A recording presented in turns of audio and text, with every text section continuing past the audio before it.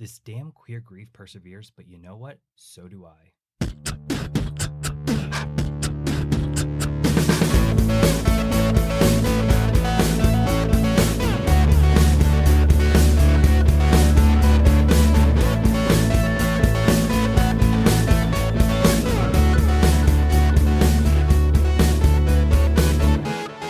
Hello, my LGBTQTs, and welcome back to another episode of A Jaded Gay.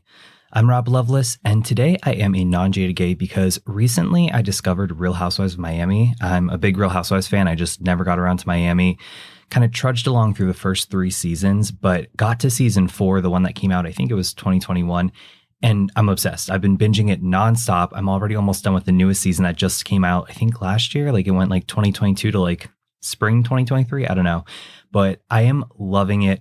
It's so much fun. I know summer is coming to an end, kind of falls around the corner, but watching this is kind of helping me relive the summer spirit, extend the summer a bit longer, and just a lot of fun. And, you know, I always love watching other people's drama on TV to kind of help me forget about the things that are stressing me out in life. So I don't know, oddly enough, people flipping tables or throwing wine glasses, it's like therapy for me.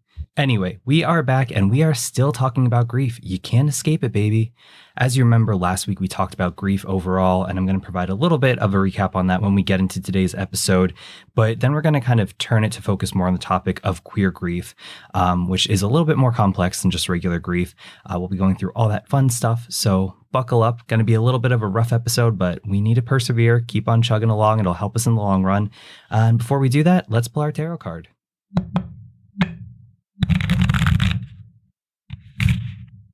So we drew the 7 of Swords, which is a minor arcana card. So no major shifts going on here, but it's more so telling us we need to work on the day-to-day things.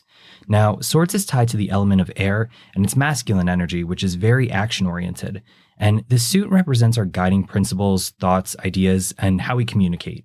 So you can think of phrases like the sword of truth and the pen is mightier than the sword. And in numerology, 7 is kind of this transformative number. 7 encourages us to plan and contemplate so we can channel our inner magic and take inspired action. However, when we pull the 7 of Swords, it's warning us that we might be deceived. Either someone is lying to us or we might be lying to ourselves. And it can also indicate that maybe we're using a strategy or manipulative tactic to get what we want. And obviously that's not good. But while this card may sound a little negative, it really serves as a reminder that we have the opportunity to reframe whatever situation we're in by remaining honest and communicating openly. And sometimes it can be hard to be honest and open with ourselves, so we really need to take a moment and think of what the 7 of Swords might be asking us to confront. So really kind of noodle on that as we go through this episode, because without further ado, let's talk grief. So again, as a quick recap, last week we covered the 6 types of grief. We have anticipatory grief, and this is when you begin grieving before the actual loss. There's abbreviated grief.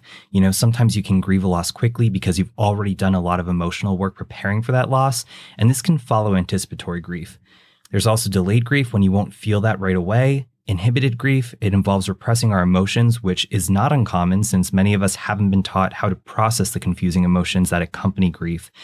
We have cumulative grief. This is when you're grieving multiple losses at once, which can make the process difficult and complex in unexpected ways. And lastly, there's collective grief. And this is when a group of people experience grief simultaneously. And while grief is unique for every person, the American Psychological Association says that grief typically lasts anywhere from 6 months to 2 years, and that symptoms will gradually improve as time passes. But while everyone's grief looks different and adheres to different timelines, there are 5 common stages people may go through as they process their grief.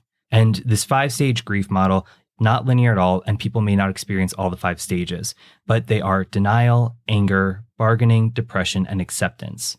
And so picking it up today, we're going to talk about queer grief. Now, like I said earlier, grief typically lasts between 6 months and 2 years, and it usually eases as time goes on. And obviously grief is complex, but there are complications that can prolong the grief. And some signs of this are when a year has passed by and you feel as if a part of yourself is lost or has died, don't believe that the loss has occurred, avoid reminders of the loss, experience intense emotional pain relating to the loss that interferes with daily living, feel emotionally numb, lonely, or as if your life doesn't have meaning or purpose, or if you find it difficult to live life, make plans with friends, participate in activities you enjoy, or make decisions for the future. And this type of complicated grief can be a result of a few other types of grief. We have absent grief. This is when you don't show outward signs of grief, and this could be because you're frozen in denial and you can't begin processing your loss. Another type is also ambiguous loss, and this is when there's a lack of closure associated around your loss. So an example of this is when someone is presumed dead but their body hasn't been found. Also, ambiguous loss includes grieving a loved one who's still alive or out of reach. Now, the Cleveland Clinic cites deportation and incarceration as examples of this, but I feel like this could also extend to a breakup, specifically if someone breaks up with you out of the blue and there's no real closure around the breakup. We also have traumatic grief. This occurs when you're processing trauma and grief together, and this usually involves losses that happen under horrific, unpredictable circumstances, like natural disasters, accidents, or violent deaths.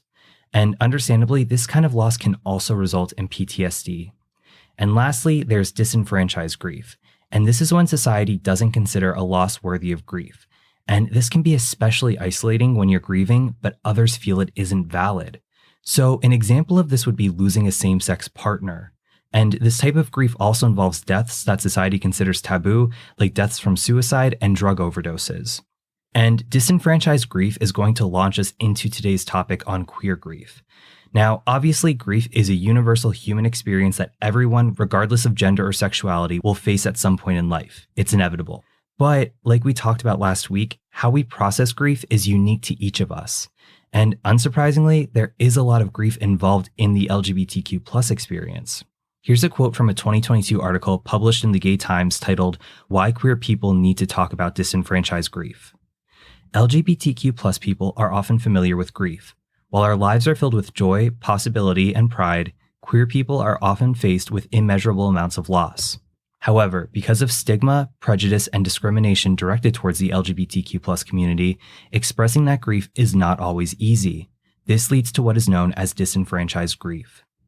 And that being said, LGBTQ+ people have experienced disenfranchised grief throughout history and continue to struggle with it today. In fact, one of the most widespread examples of disenfranchised grief as it relates to the LGBTQ+ community is the HIV/AIDS crisis in the 80s. Around the world, it wiped out an entire generation of gay men. And in the United States, we all know how sympathetic the Reagan and Bush administrations were to those suffering with HIV and AIDS. And that's sarcasm, by the way, people. But in all seriousness, there was a fear and stigma associated with HIV and being gay, which was perpetuated by the media and government. Some families ostracized and cut off the queer community that previously surrounded someone who had died or was dying because of AIDS-related complications, and it wasn't uncommon for the parents of someone dying from AIDS-related complications to cut off their partner so that they couldn't be with them in the end, because they didn't want it exposed that their child was gay or had AIDS. So LGBTQ+ people weren't able to partake in funerals or express their emotions over loved ones. Now, obviously, decades later, we have more effective treatments for HIV and AIDS, and HIV is now a chronic condition, not a terminal one. We also have more queer representation in the media, and despite the Supreme Court rulings, the majority of Americans are supportive of LGBTQ+ people. But that doesn't mitigate the fear of stigma and rejection. LGBTQ+ people are still afraid to be open about their sexuality and gender identity, which makes sense because there has been some scary stuff going on lately regarding increased violence aimed at the LGBTQ+ community and more anti-LGBTQ+ legislation being passed. And like I said earlier, there's a lot of grief associated with the LGBTQ+ experience. So much so that there's actually a term called queer grief. Now, there's not a standardized definition for this word, but there are a handful of studies and articles related to this concept. And to kick it off with queer grief, here's an excerpt from Grief Recovery Center. Why is there so much grief involved in the LGBTQ+ experience? People fear what they don't understand, and until recently, our society was extremely fearful of queer people. Every queer person has a story of hate that they faced. Knowing that you're going to be exposed to the worst in people just because of who you love is devastating. Our society is based on heteronormativity, the idea that we all are heterosexual unless we declare otherwise. This automatically others queer people. Queer people are then left with the choice to come out and face discrimination or stay in the closet and not be able to be their true self. It is lonely to be different, especially as a young person. LGBTQ+ kids grow up and often know that there's something different about them. We're constantly fed the message that being LGBTQ+ is weird or shameful, and even though those cultural messages are shifting somewhat, they're still hard to unlearn. And when you're coming to terms with your sexuality, there is so much fear and confusion and uncertainty. And as a result, we tend to spend a long time hiding a major part of who we are, which causes many complex feelings, including grief. In fact, there are so many grief-worthy situations that accompany the LGBTQ plus experience, and here's a few that may sound familiar to you. The fear of losing your family and friends for being your authentic self, growing up knowing you're different but not being able to explain why, being queer in a heteronormative world, and living in constant fear of being in danger and dealing with hate directed at you. And that's some heavy stuff that takes a toll on us. And because of this, many of us grew up being lonely and afraid. So even after we come out and feel more confident being our authentic selves, we may still grieve what we never had growing up and feeling like part of our childhood was robbed. It's sad to contemplate what could have been if things were different, and heartbreaking to realize we deserved love, but so many of us didn't get the love and support we needed as queer children. In fact, in a 2022 thesis titled Disenfranchised Grief in Queer Companionship and Chosen Family, Derek Lowell Corns asserts that it seems inevitable that queer people will experience several kinds of grief during their lifetime, including the grief of biological family relationships due to family rejection, the loss of a friend in the LGBTQ plus community to suicide or murder, and the bereavement of a lost adolescence. He even goes on to write that for queer people, grief isn't just experienced, it's expected. Also, there's the grief of losing a partner. Now, obviously, losing a partner, gay or straight, will result in grief. But for same-sex partners, for a long time, we didn't have the same rights that straight people did when it came to healthcare and arrangements. Same-sex marriage wasn't legalized until 2015, and legislation varied state by state regarding the legal recognition of same-sex partners. So if someone's same-sex partner was sick in the hospital, they might not have had any say in their care or arrangements. The disapproving in-laws might swoop in and exile the surviving partner. Here's another example. Someone might not be out at work, so they can't openly grieve their same-sex partner through bereavement leave. Or maybe when their loved one passes, they hear other people say that they're in hell because being gay is quote-unquote a sin. And somewhat separate from that, let's talk about breakups. Now, this isn't coming from research or academic studies, this is purely my own thinking and opinion. But I wouldn't be surprised if those feelings of grief post-breakup are more complex for LGBTQ plus people.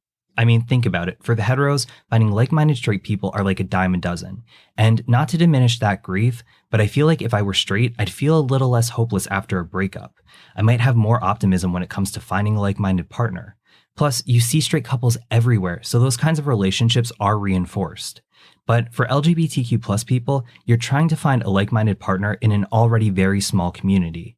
I mean, in 2022, only 7% of Americans identified as being LGBTQ plus, and that's all encompassing of the community across all generations. But now, assume you're someone like me who is someone who wants a monogamous relationship.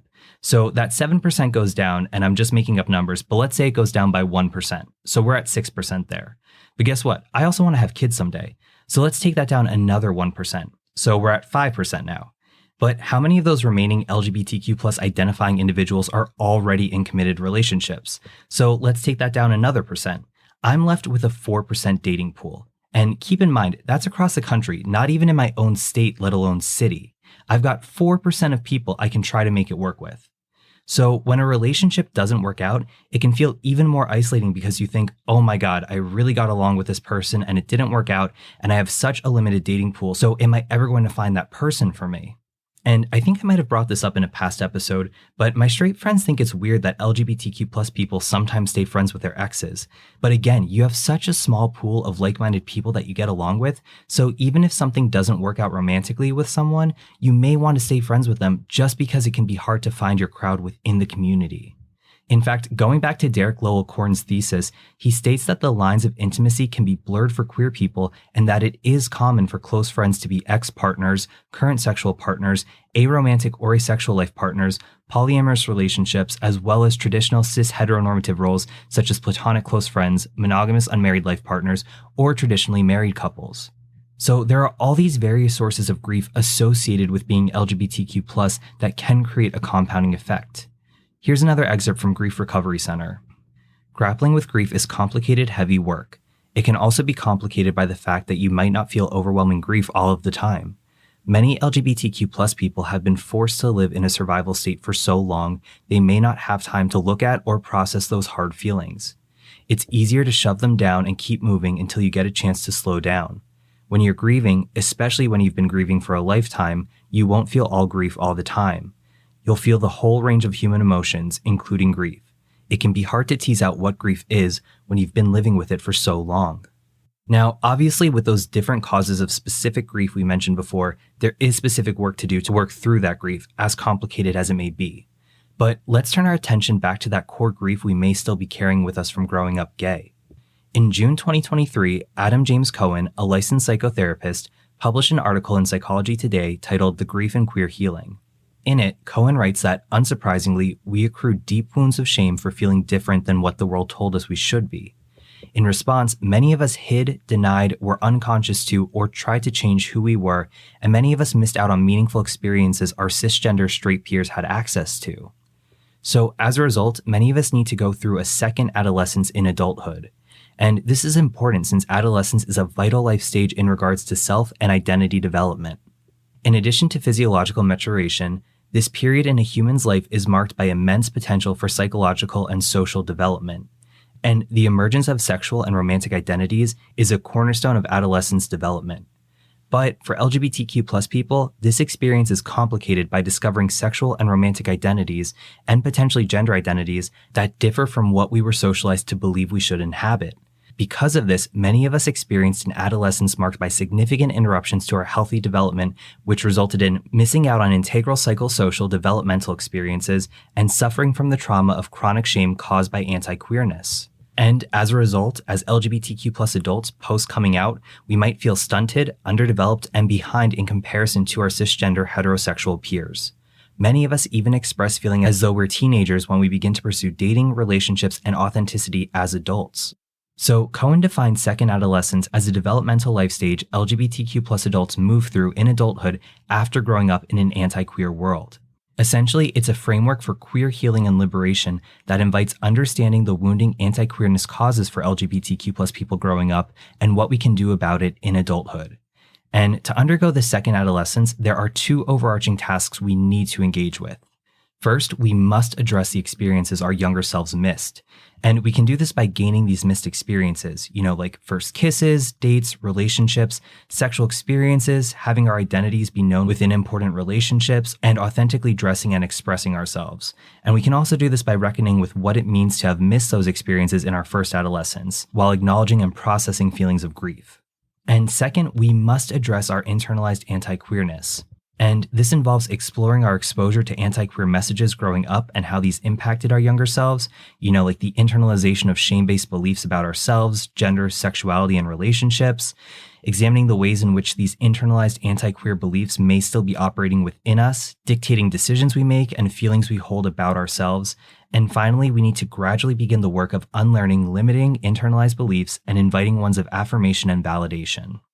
And let's circle back to addressing the experiences our younger selves missed, specifically the part about processing feelings of grief. We need to make sure we're healing by allowing ourselves to grieve with and for our younger queer selves. And there's several ways we can do this. Now, these may feel silly or embarrassing, but they can genuinely help us process this particular feeling of grief. So first off, reflect on what life was like for your younger self growing up in an anti-queer world. And consider journaling or even speaking these thoughts out loud so you can really put words to your feelings. Explore questions like, what was life like for my younger self in childhood and adolescence? How did they feel about themselves? Were they aware of their queerness or a feeling of being different? What do I wish they could have experienced but didn't in childhood? What do I wish they didn't have to endure or feel but did? What is it like to see today's queer youth having access to these things their younger selves did not? Next, visualize an image of your younger self that you feel pulled toward, and really let yourself imagine them, including what they're wearing, their facial expressions, how they like to spend their days, and what kind of things they're interested in. And more importantly, allow yourself to imagine the pain this version of your younger self is carrying. While it might seem strange, really allow yourself to sit with this image and pay attention to what you feel as you see this younger version of yourself. And lastly, communicate to your younger self about the experience of growing up queer in an anti-queer world. And this can be done either by writing a letter addressed to them, or imagine that they're sitting in a chair next to you and you're speaking to them. Start off by holding the image of your younger self in your mind. Then share with them what you know about what life is like for them and acknowledge their pain, hopes, fears, and desires. Offer companionship and support, saying things like, it's not okay that the world and people around you made you feel this way.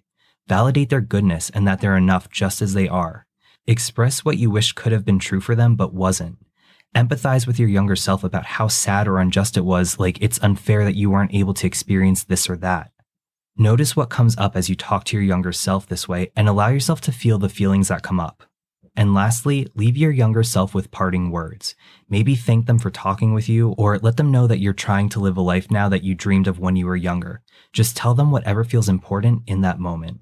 Now, this might feel silly, but it's a really great way to start being a little kinder to ourselves while we process our grief. And obviously, this won't eradicate all our grief. So it can be extremely beneficial to work with a licensed therapist or a professional with experience in grief to work through this, whether it's queer grief or grief from a death or a breakup.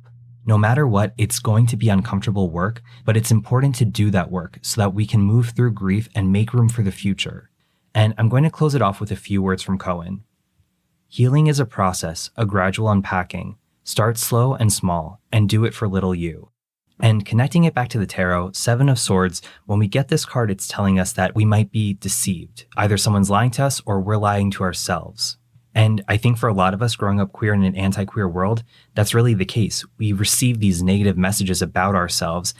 People can use their politics or their religion to condemn others that they don't understand. And then as a result, we might take those negative messages, turn them inwards, and start to believe them. So we've been lied to by others, and as a result, we've taken those messages to lie to ourselves that our existence isn't worthy. But that's not true. We are good, kind, and beautiful people. And so the Seven of Swords is asking us to look within and confront those negative messages we received. We need to really work through that so we can let go of those negative self-beliefs that were instilled upon us by society. And again, it's really uncomfortable work. It's not going to feel good, but it's important to do because if you do that work, if you try to eradicate those negative feelings, if you get that out of your system, it allows room for growth and a brighter future. And maybe that means addressing that queer grief to get it out of our system so we have room for a healthy relationship to enter our lives. Or it could be something else. Maybe getting rid of that queer grief allows us to have a new spiritual awakening or renewed motivation to achieve something in our careers or our personal lives. Whatever it is, let's confront the negativity and eradicate it so that we can focus on living a positive, happy, healthy life. And as always, thank you for listening. I really hope you found this helpful. I know last week's episode and this week's episode were heavier topics, really not fun talking through that. And I think I say this all the time when I have heavier topics, but I do think it's really important that we cover these topics to put in the work so that we can move past these things.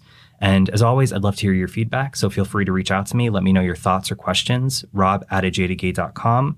You can also follow the podcast on Instagram, TikTok, SoundCloud, and YouTube @ajadagaypod. You can follow me personally, Rob Loveless, on Instagram @Rob_Loveless. Also, we have a website now, ajadagay.com. Check it out for more information about episodes, guests, links to merch, all that fun stuff. And while you're at it, consider signing up for our Patreon. You can support the podcast for as little as $1 a month, and you get some cute goodies along with that. So check us out on Patreon @ajadagaypod. And remember, every day is all we have, so you got to make your own happiness. Bye.